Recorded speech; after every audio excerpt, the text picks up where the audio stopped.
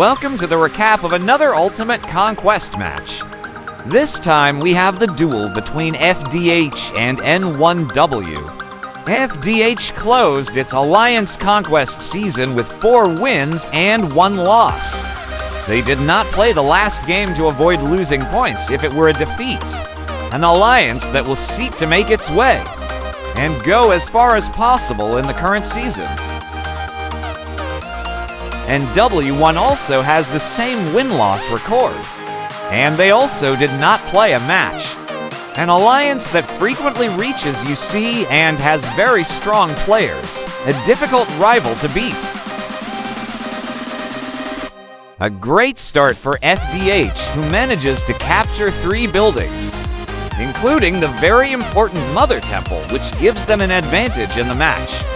If they manage to keep this building, with the intention of preserving the temple for a long time, FDH tries to make a change. NW1 sees the opportunity and manages to capture the temple.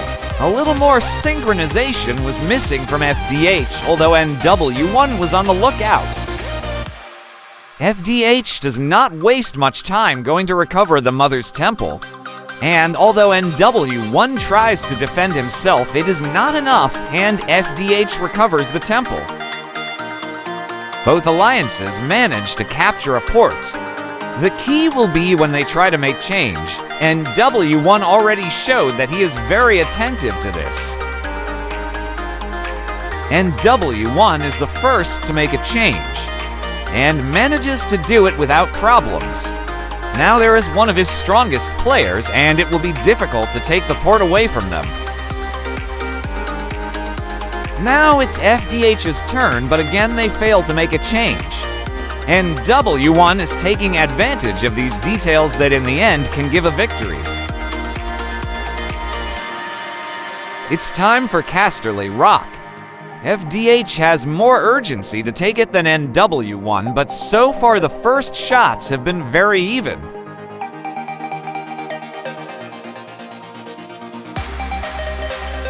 NW1 keeps the building and gains even more advantage. FDH will have to start taking buildings from NW1 if it wants to maintain parity. As has been the case so far, NW1 makes a change and is successful. This is becoming a determining factor in NW1's dominance so far. FDH tries to capture the building, since they need to start turning over the domain that NW1 is having failed attempt. NW1 defends very well, and they continue to preserve the building. So far, a flawless NW1 match. Again, FDH attempts to capture Casterly Rock. So far, NW1 has shown great speed in reinforcing, so FDH must synchronize the rallies better. And again, NW1 defends very well and continues to dominate the match. FDH needs to be more forceful. FDH's third attempt to take Casterly Rock. NW1 is now beginning to take advantage on the scoreboard. If they don't take the building this time, it will be very difficult for them to recover. And again, FDH fails, and NW1 defends in very good shape. His players are very focused, reinforcing very quickly. It's time for the mines, and FDH arrived with few possibilities. Both alliances take 1 mine, and this leaves FDH with nothing to do, unless they take the other mine very quickly.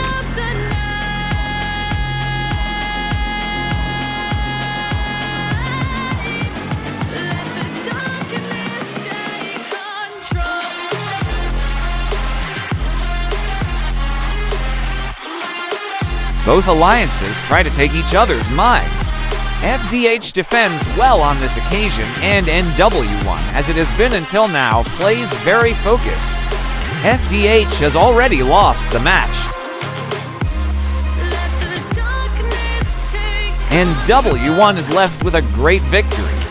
A match that was defined by small details such as FDH's failed changes and the excellent defenses that NW1 had.